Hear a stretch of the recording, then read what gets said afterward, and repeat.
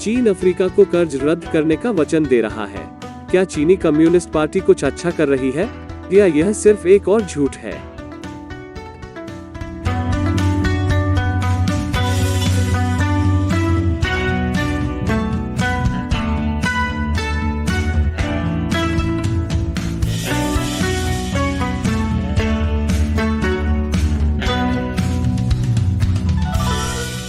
आपका स्वागत है। मैं मैट नाजडा हूं। यह एपिसोड पीसी डॉक्टर टूलबॉक्स द्वारा प्रायोजित है। सॉफ्टवेयर क्रैश, हार्डवेयर विफलताओं और आपके जीवन को दयनीय बनाने वाली गड़बड़ियों के लिए अपने पीसी की निगरानी करें। चीनी कम्युनिस्ट पार्टी आपसे झूठ बोल रही है। यहां तक जब वो सच कह रहा है तो वह झूठ बोल रहा है इतना भ्रामक होने से आपको लगता है कि कुछ अच्छा है जब वो वास्तव में बुरा होता है। ब्लूमबर्ग न्यूज ने पिछले हफ्ते इस लेख को प्रकाशित किया जिसमें चीन ने अफ्रीका को अपने कुछ ऋण माफ करने और अंतर्राष्ट्रीय मुद्रा कोष भंडार में $10 बिलियन की पेशकश करने के लिए प्रशंसा की। और इस कहानी को कई अन्य मीडिया ने भी उठाया, जैसे क्वार्ट्स न्यूज कॉर्प ऑस्ट्रेलिया और प्राइम बिजनेस अफ्रीका। जाहिर है यहाँ क्या हो रहा है कि चीनी कम्युनिस्ट पार्टी इन सभी ऋणों को माफ करने के लिए बेहद उदार है। या तो वह या उन पत्रकारों ने बिना किसी आलोचनात्मक सोच के चीन के विदेश मंत्री की बात मान ली। इस महीने की शुरुआत में चीन अफ्रीका सहयोग मंच पर विदेश मंत्री वांग यी ने क्या कहा? चीन 17 अफ्रीकी देशों के लिए 23 ब्याज मुक्त ऋण माफ करेगा जो 2021 के अंत तक परिपक्व हो गए थे, और उन्होंने वास्तव में कोई अन्य विवरण नहीं दिया, जैसे कि कौन से 17 देश या कितना पैसा। लेकिन उन्होंने कहा कि ऋण माफी आधिपत्य और बदमाशी प्रथाओं के विभिन्न रूपों के सामने आती है। मुझे लगता है कि यह संयुक्त राज्य अमेरिका और यूरोप है। लेकिन ठीक है, 23 ऋण 17 देश काफी बड़ी बात लगती है। सिवाय यह नहीं है, यहाँ तक इसे सच मानते हुए यह चीनी कम्युनिस्ट पार्टी की उदारता का समग्र प्रभाव देता है। यह एक बड़ा मोटा झूठ है। 23 ऋण माफ करने वाला चीन बहुत अधिक नहीं है जब आप समझते हैं कि चीन के पास पूरे अफ्रीका में लगभग 1200 ऋण हैं।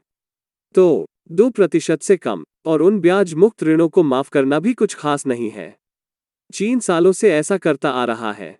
चीन पारंपरिक रूप से ब्याज मुक्त ऋण माफ करता है जो चीन की विदेशी सहायता एजेंसी द्वारा पेश किए जाते हैं। दूसरे शब्दों में, चीन ने कभी भी इन ब्याज मुक्त ऋणों के भुगतान की उम्मीद नहीं की थी। वे सभी के साथ उपहार होने का इरादा रखते थे। तो चीन उन पर कर्ज का लेबल लगाने की जहमत क्यों उठाएगा? ठीक है, शायद वे यह सुनिश्चित करना चाहते हैं कि प्राप्तकर्ता देश जानता है कि उनके पिता कौन हैं।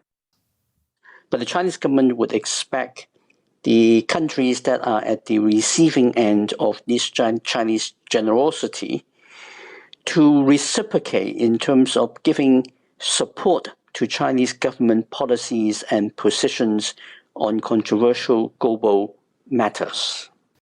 तो इन अद्भुत ब्याज मुक्त ऋणों को प्राप्त करने के लिए जिन्हें उन्हें वापस भुगतान नहीं करना है, देशों को चीन का समर्थन करना होगा। विवादास्पद वैश्विक मामलों जैसे, मुझे नहीं पता, ताइवान के भविष्य के आक्रमण पर, या हवाई 5G नेटवर्क बना रहा है, या चीनी खुफिया एजेंट विदेशों में चीनी असंतुष्टों का अपहरण कर रहे हैं। जैसा कि विदेश मंत्री वांग यी ने अपने भाषण में ऋण माफी की घोषणा करते हुए कहा, चीन एक चीन सिद्धांत के लिए अफ्रीकी देशों की दृढ़ प्रतिबद्धता और संप्रभुता, सुरक्षा और क्षेत्रीय अखंडता की रक्षा के लिए चीन के प्रयासों के लिए आपके मजबूत समर्थन की सराहना करता है। तो ये ऋण वास्तव में उपहार थे, सिवाय उन्हें ऋण के रूप में संरचित किया गया था। इसलिए कम्युनिस्ट पार्टी राजनीतिक तार जोड़ सकती थी और फिर पैसे वापस मांग सकती थी यदि देश अनुपालन नहीं करते थे। और जैसा कि मैंने कहा, वे अफ्रीका को चीन के कुल ऋण के केवल एक छोटे से अंश, शायद 2% का प्रतिनिधित्व करते हैं। अफ्रीका को चीन के अन्य 90% ऋण वास्तविक ऋण हैं जिन्हें वापस चुकाना पड़ता है। यह पैसा आमतौर पर बेल्ट एंड रोड इंफ्रास्ट्रक्चर परियोजनाओं के निर्माण के लिए दिया जाता है। उन्हें चीन द्वारा वित्तपोषित किया जाता है, जिसे ज्यादातर चीनी श्रम का उपयोग करके बनाया गया है, और वे कभी कभी योजना के अनुसार नहीं चलते हैं।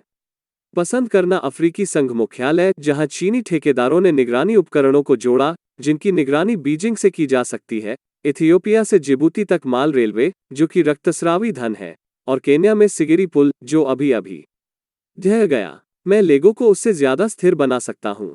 हालांकि अफ्रीका में हर चीनी परियोजना भयानक आपदा में समाप्त नहीं होती है। उनमें से कुछ बस कभी खत्म नहीं होते। चीन के बेल्ट एंड रोड इनिशिएटिव ने बड़ी, अधूरी या पूरी तरह से आर्थिक रूप से अक्षम परियोजनाओं का बिखराव तैयार किया है। एक दशक से अधिक समय तक चीनी कम्युनिस्ट पार्टी ने अफ्रीकी देशों पर आक्रामक रूप से ऋण दिया। अफ्रीका में 54 देश हैं। इनमें से 49 ने चीनी कर्ज लिया है और उनमें से अधिकांश को ऋण वापस करने में कठिन समय हो रहा है। इतना कि चीन चिंतित हो रहा है। मैं ब्रेक के बाद समझाऊंगा। वापसी पर स्वागत है। अफ्रीका के उस पर कर्जे से चीन चिंतित होने लगा है। उदाहरण के लिए 2020 में जाम्बिया विदेशी उधारदाताओं को अपने ऋण पर चूक करने वाला पहला अफ्रीकी राष्ट्र बन गया और उस पर अभी भी चीन का $6.6 बिलियन बकाया है। संदर्भ के लिए, यह देश के सकल घरेलू उत्पाद का 1/3 है। कोई रास्ता नहीं है कि वे उस सब को वापस भुगतान करने जा रहे हैं। आकर $40 अरब कर दिया। देखिए, चीनी शासन नहीं चाहता कि अफ्रीकी देश पूरी तरह से विफल हो जाएं। वे चाहते हैं कि वे अन्य देशों को बेल्ट एंड रोड इनिशिएटिव में शामिल होने के लिए प्रोत्साहित करने के लिए पर्याप्त रूप से सफल हों और बस इतना विफल हो जाएं कि चीन बस्तियों पर बातचीत कर सके, जैसे कि बंदरगाहों पर कब्जा करना जो भविष्य के नौसैनिक ठिकानों के रूप में इस्तेमाल किया जा सकता है। देश कर्ज चुका सकते हैं या नहीं, चीनी कम्युनिस्ट पार्टी जीतती है। इसे विन विन आपसी सहयोग कहा जाता है। अब इस सब के अलावा कुत्ते और टट्टू ऋण माफी दिखाते हैं। मैंने उल्लेख किया है कि चीन अफ्रीका को अंतर्राष्ट्रीय मुद्रा कोष के भंडार में $10 बिलियन की पेशकश भी कर रहा है। मैं इसका क्या मतलब है? ठीक है, आपको यह अनुमान लगाना सही होगा कि यह उतना परोपकारी नहीं है जितना यह लगता है। IMF एक चीज करता है जो देशों को एक दूसरे के बीच उधार देने और उधार लेने में मदद करता है। IMF एक सूत्रधार की तरह है, उधार देने के कारोबार में एक बिचौलिया। इसलिए जब चीन अफ्रीका को IMF फंड में $10 अरब की पेशकश करता है, तो यह उपहार नहीं है, यह वास्तव में एक और ऋण है। मूल रूप से चीन कह रहा है कि वो IMF के माध्यम से अफ्रीकी देशों को $10 बिलियन के बराबर ऋण देगा। इस मामले में उन्हें कोविड-19 महामारी और ऋण संकट के विनाशकारी प्रभावों से उबरने में मदद करने के लिए। दोनों ही समस्याएं मुख्य रूप से पहले स्थान पर चीन के कारण हुई, लेकिन आइए इसकी चिंता न करें। ओह, और जिन अफ्रीकी देशों को यह पैसा मिलता है, उन्हें अभी भी IMF को ब्याज देना होगा और फिर IMF चीन को उस ब्याज का भुगतान करेगा। इसलिए चीन हितैषी दिखने के साथ साथ ब्याज भी कमाता है। जीत जीत के आपसी सहयोग का एक और बेहतरीन उदाहरण। तो अगली बार जब आप पढ़ेंगे कि चीनी कम्युनिस्ट पार्टी कुछ परोपकारी काम कर रही है, जैसे कर्ज माफ करना या पैसा देना, नमक के साथ ले। यह इस तरह खत्म हो सकता है। और यह एपिसोड PC डॉक्टर टूलबॉक्स द्वारा प्रायोजित है। आपके कंप्यूटर के क्रैश होने के कई कारण हैं, जैसे बगी सॉफ्टवेयर, हार्डवेयर विफलता और पुराने कंप्यूटरों के साथ सामान्य मंदी। और सबसे बुरी बात यह है कि आपका कंप्यूटर हमेशा सबसे खराब समय पर क्रैश होने लगता है, जैसे जब आप कोई प्रस्तुति देने वाले हों, या जब आप सड़क पर हों, या आप अफ्रीका के ऋणों के बारे में एक स्क्रिप्ट लिख रहे हों और कोशिश कर रहे हों इसे टेलीप्रॉम्प्टर में लोड करें। सौभाग्य से रिमोट मॉनिटरिंग के साथ PC डॉक्टर टूलबॉक्स है।